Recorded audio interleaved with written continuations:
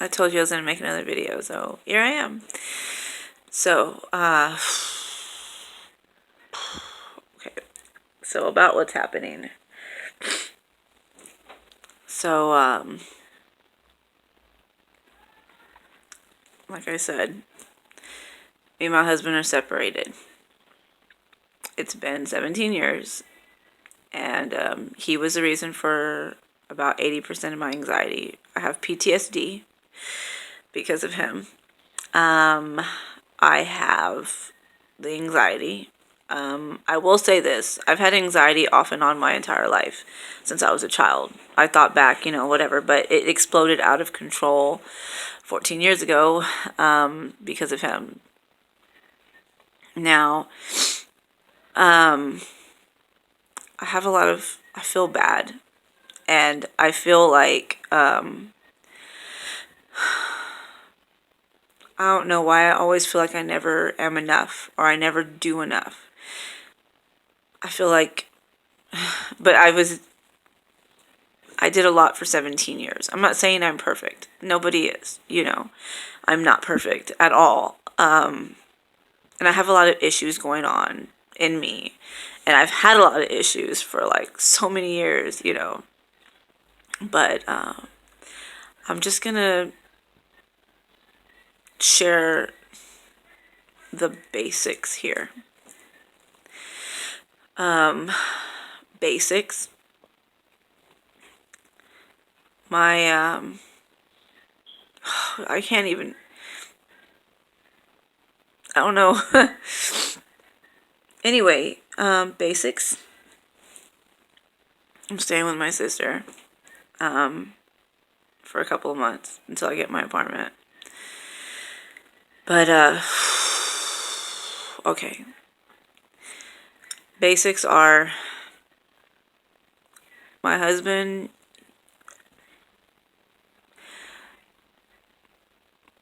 Oh my goodness. My husband has been a drug user our entire marriage. He was addicted to some heavy drugs. I'm not talking about weed. That's not what I'm talking about. Heavy drugs for a long time. I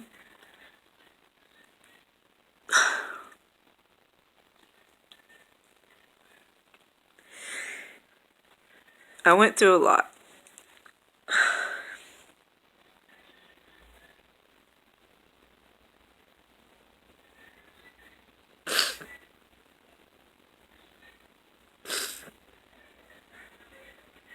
Sorry.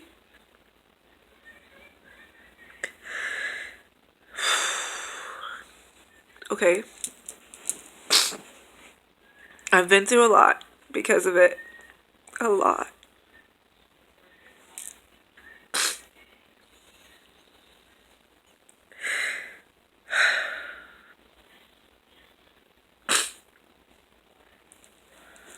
Okay.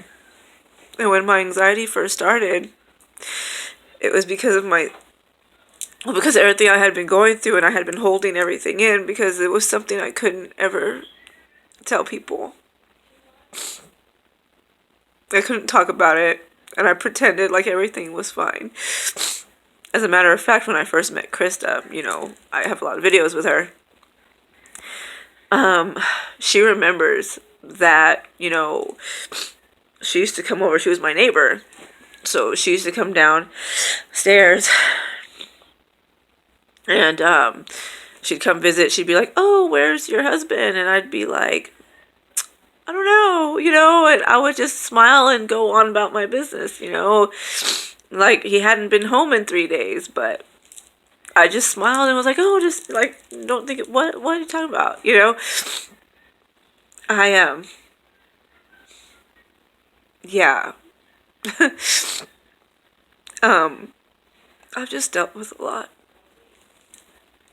A lot. I have a humongous, okay, this is going to sound really weird and kind of contradicting, but I do have a big heart for people who are addicted to drugs. I do. Because I've seen a lot. But, oh goodness. I'm so sorry. But at the same time, I hate it. I hate drugs. I hate being around drugs. I hate that they have to be a part of normal life nowadays, it seems like, you know. Um, yeah. I, basically, I just dealt with a lot. And yeah, he got better. He's gotten better the last couple of years. You know, a lot better. Last 2 years or so, 2 or 3 years. He's gotten a whole lot better. But he's gotten better than he was, I guess, back then. And back then it was pretty bad. I'm so sorry I'm dragging on. It's because I don't know what to say and I'm afraid to say too much. And I don't know what to do about all that. And anyway, so, and I feel bad because I told y'all before, like, I'm an empath and I have this thing where I tend to see the innocence. I see the core of who people are. So it's like really hard for me to see them as bad people. Like, it's very hard for me to see anybody as a truly a bad person, you know. So and I've, if y'all have watched my videos in the past, I know I have like almost 300 videos on here and I'm so sorry about that, but um I don't like partying. I don't like stuff like that, and you can probably understand why now, you know. And I just don't like all that. And anyway, okay. So I feel like I'm dragging on and I'm not really telling you anything. And honestly, it's probably the truth. I'm so sorry. But yeah. I used to have to go look for him. I used to have to go look for him, like, in the bad parts of town. And you know, I live in, I don't know if you guys know, I live in like the Dallas Fort Worth area, and so I used to have to go to the Dallas, down in the really bad parts of Dallas, where like I'd be driving through there at like 3 in the morning, 2 in the morning, and there's people sitting outside in the front yard and wife beaters and holding shotguns. You know, I don't know. And I go, and the house would be like full of people just doing drugs, just laying around doing drugs, and like prostitutes and crap like that. Or I would go find him like under bridges and stuff like that.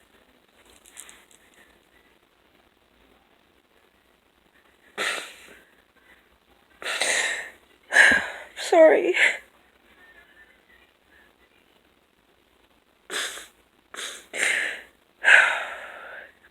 So sorry. I have so many memories. I just have a lot of memories that I still have never dealt with. I remember going when I was pregnant with my fifth, and those of you who know I have 6 kids, so it was my fifth time, my fifth child. And I remember going and like begging, like finding, he had been gone for like 3 days, I think, already, and I finally found him. I'm really good private investigator, I'm telling you right now. I would find him anywhere. You can ask him, like, it's funny. I've found him in the craziest of places. But I remember going to that house, and like I was pregnant, big and pregnant, and I was like, my kids were in the car, and I pulled up, and I was like, I went, because I saw his car parked there, so I went in there, and like, this is just one of my memories, but I remember going in there and like asking him what he was doing, why he was there. And he was like just trying to be really nice and telling me, go home, whatever. And I remember crying and breaking down and asking him to please come home.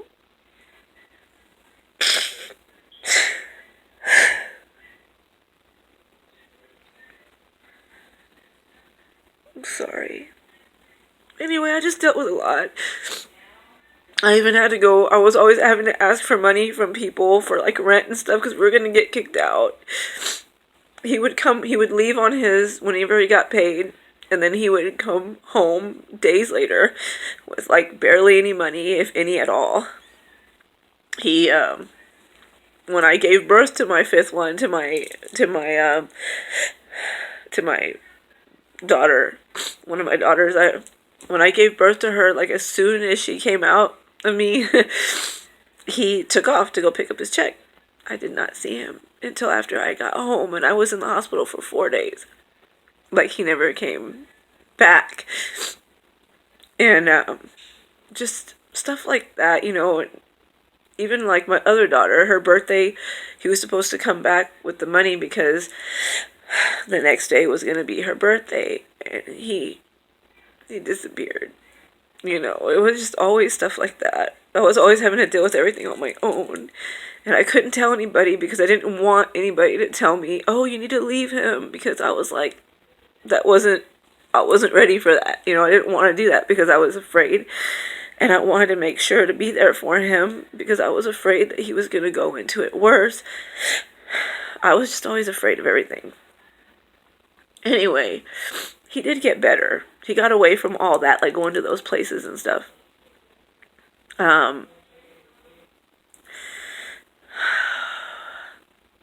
But then he just started he still was doing stuff regularly.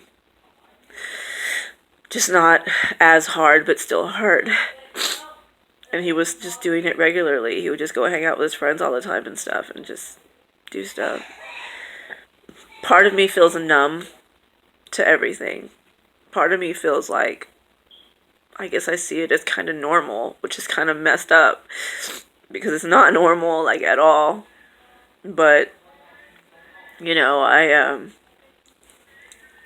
was a lot of anger, a lot of craziness that would happen, a lot of major verbal and emotional abuse. A lot. Like I said, I'm not perfect. I am not perfect at all. I'm not saying that I am, but I'm just trying to explain what has led me here. And I can't really explain everything, but like, yeah, I'm kind of, I don't know. I feel kind of like, I feel very alone. I really do. And, I don't know, there's just a lot going on in my head right now. A whole lot going on. And I don't know, I'm trying to be positive. And I am being positive for the most part. It's just that sometimes, like, moments like this happen to me, of course. So, I'm supposed to be going to church tomorrow. Tomorrow's Sunday, or it's probably already Sunday right now. It's probably past midnight. I know it's past midnight. But, I don't feel like going. I just don't want to deal with people. I don't want to be around people. And I don't know how to explain things. And I'm just not ready for all that, But, yeah, I hope y'all are doing okay. And I'll keep y'all updated. I'm going through a whole lot right now. And y'all don't know. I've just shared with you very little.